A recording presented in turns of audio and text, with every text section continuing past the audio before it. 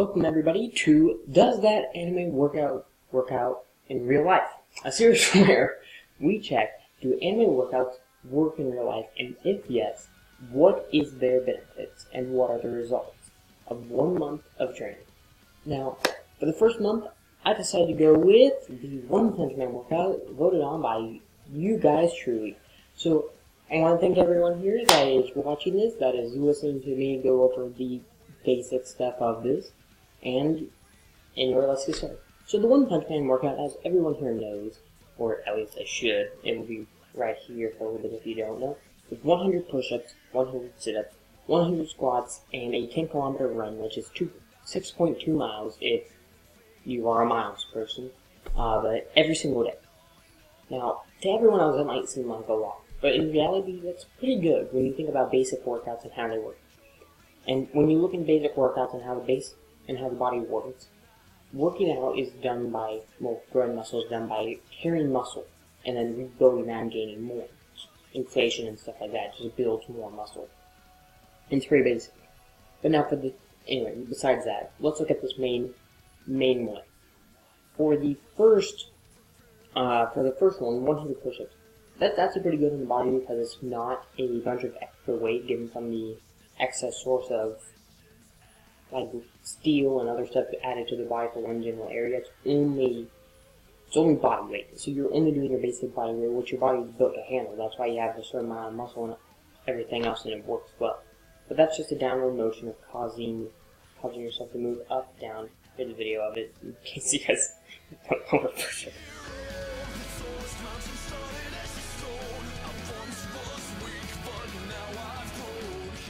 Anyway, so this helps really well with your arms, biceps, and just back muscles in general, and core. Works your core out really well. That's one of the things I've noticed from the One Punch Man workout is that it helps build your core up way more than anything else. It also helps build the arms up, which seems to be what I found out, is that during this, someone like me who I run a lot, I run for a cross-country team, it really helps just double my arm size. So if you're looking to get more arms, then this works really well, but it also helps with the legs a lot too, but just more in the thigh area, because that's where it's going to aim for because of the squats. Now, of course, during this time, you're probably going to start off for the first day, you're going to be like, okay, I can do this. You're going to complete the first day, the next day you're going to be sore, and you're going to be like, okay, that was hard, but I feel like I can do it again. The second day after completing it, you're going to be like, what am I doing? I should probably just quit this. So don't. That is one of the main things that people need to get, is that quitting it won't help. It's not going to do anything. But so around the fourth day, you're going to be in hell and it's going to hurt, and you're going to, every time you take a step, you're not going to move your legs up high. So that's about when it starts to get better. Because then you're getting to the point where you start carrying into the deep tissue muscle, and here is right here should be, or right here, wherever I'm pointing, should be a body chart. So during the first part, the reason why it's doing high amounts of reps is because it's not carrying deep.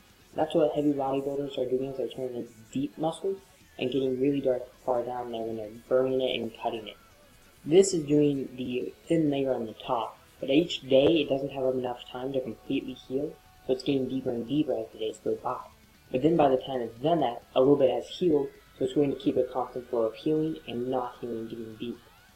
That's why this workout works so well and why their reps are so high, because the higher reps, the more stamina it takes. So this is a good workout for stamina-wise.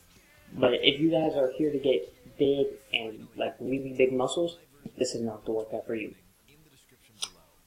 Anyway, so during this workout, you gotta realize this. The way they portray it in the anime is that you go all the way through one set, 100, all in one section, without stopping. That's actually way harder to do than you would think it is, because the amount of stamina required to do that is insane. So if you guys can do that, then well, you've already beat me pretty much. But anyway, I can do everything in one thing except for push-ups because I have no upper body strength, or at least didn't have any upper body strength. But, so if you have to break it up into sets of 20, that makes it way easier than with me to do. But the results are, because I'm sure that's really all you're here for, results. Here is day 1.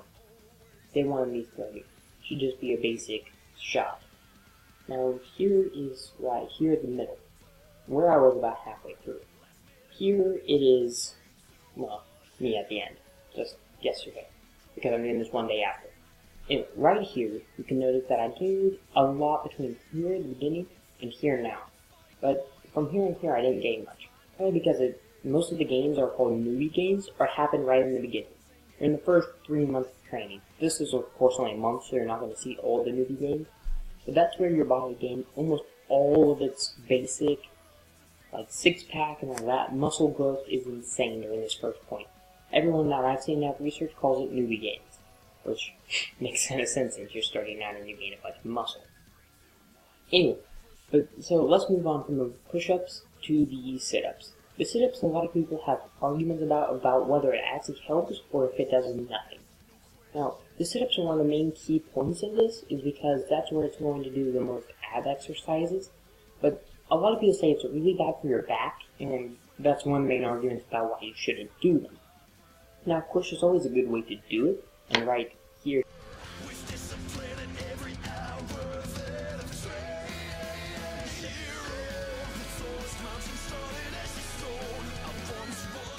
Should be a video of that.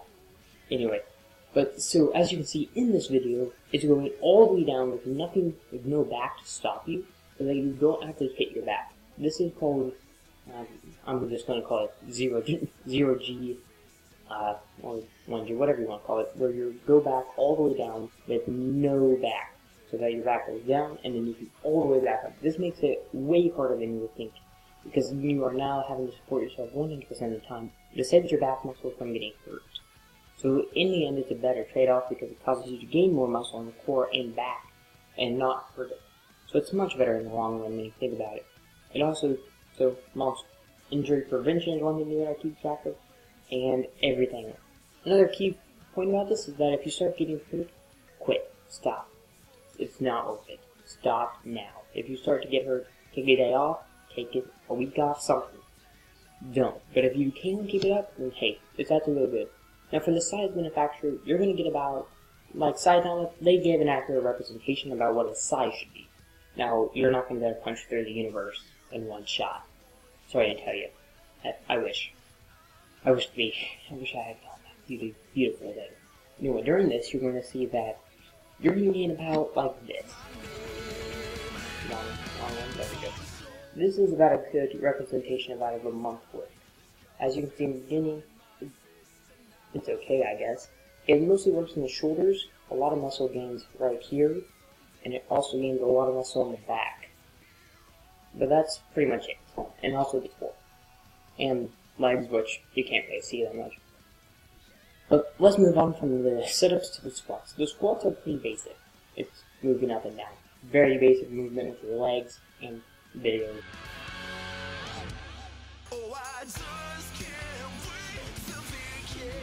Finally, you can download my... As you can see during this time, it's really just 100 of them circling, yes, and you're going to wake up not being able to move your legs about maybe, like if you're here, like up here is pretty hard, but that's going to go away after about the first 5-10 days, because that's when it just stops hurting. But it does become very annoying for the first 5 days, because you're like, please. But of course, you're probably thinking, well then I can't finish the workout that hurts so much. As soon as you get started, you'll be able to finish, because that's usually how it goes. You start going, and boom, the pain goes away, the adrenaline rushes, everything's okay for that little bit of time. So now let's move on from the squats to the 10 kilometers, or the 6.2 miles. The 6.2 miles, for me, wasn't that bad, because, hey, I'm gonna admit I never actually, I hit it some days, I hit it some days I usually miss about a mile around that point, because a major drawback of this workout is it takes about 2 hours to complete. And that's pretty bad when you think about it, because not many people have that much time to complete a workout. So when it comes down to it, it's, well then what are you going to do during this time? You really gotta find a way to fit into your schedule. If you want to do, like, wake up early and do some of it here and then do some of it here, that works perfectly. As long as it gets done, you're okay. Oops, that was too loud, time to edit that. Anyway, so during this time, that's what you really gotta work out for, is making sure it gets done. That's pretty much all you have to worry about. Is, am I getting it in, and am I doing it safe? The 10 kilometers are going to work with your core and your legs. more likely the back of your legs, because not more likely, it is going to help the back of your legs more, because that's where you're hitting your soles on the ground. Don't do this on a treadmill because you'll soon find out that you can't do that. On the flat ground that moves back, it's not good. You need to do this outside, somewhere with fresh air, somewhere that helps your lungs breathe, keeps oxygen flowing correctly, not heated, and the outside is much better, and you're going to thank me when you go outside and run, because it's just better. Now, of course, this isn't the best workout for newbies, but it would still work as long as you get it done. It's really that's all that matters. So, when it comes down to it, I would rate this workout at about a 7 in difficulty, not 7, maybe a 5, 6, around that area in difficulty. But if you were to keep this up for an entire month, the results are really nice. It would keep you up for about what we're doing next, for the next month. But, so, during this time, you need to remember, A, eat. Saitama only has one rule when he's telling everything. First up, keep it up every day, and B, don't skip breakfast. There's a lot of theories going out about now, or is it good to eat in the morning, which the science behind that is that it starts up your metabolism, causes calories to burn from the very beginning when you wake up to the point when you go to sleep. And during the sleeping time, your metabolism goes down, everything goes kind of silences off, where it stores fat in your growth. That's keenly important, and for this workout, it seems to work out really well. So breakfast, lunch, and dinner seem to be the key points here. There's other theories out there that say if you do a fast for 16 hours, which includes your sleep, it'll start to burn fat calories better than if you don't, and it'll let you eat stuff you want to. But that's a completely different topic, so just eat a banana or something for breakfast, then eat lunch, and then dinner. That's your key points that you need to keep in point here. Now, another rule that Saitama has is sleep a lot. So, recommending a good amount of sleep, about 10 hours would be an appropriate amount, so that your muscles have time to heal, and so you can do it again the next day. This would be like sleeping from 8:30 to, 6 o'clock. 8:30. About 6:30. So, sorry, I don't know what I'm doing. So sleeping for these 10 hours is really good for you. Now, adults need less sleep than children. Yeah, you'd probably be like, I can get away with 7 hours, and you'd probably still work out the next day. But for an entire month, you're going to slowly begin to lose your mind. It's not going to work out correctly. You need that amount of sleep. It's shown through so many studies, and if you don't believe me, just go look somewhere else. You're going to see the same results, is that you need that amount of sleep to continue to do muscle building exercises every single day. Now, you're probably thinking, well, then why you probably can't do arm workouts and leg workouts every single day. That is not true. Leg workouts can be done every day. Now, as long as it's not high-intensity arm workouts, then you can do it every day, as long as you're doing something. Now we have to look into the science, but why Saitama's workout would not have given him the effects? Because the way doing this same workout every single day for 3 years, he's going to get strong. You're going to hit it from here, and you're going to gain a lot. But then you're going to plateau. Plateauing is known because you're not changing your workout at all.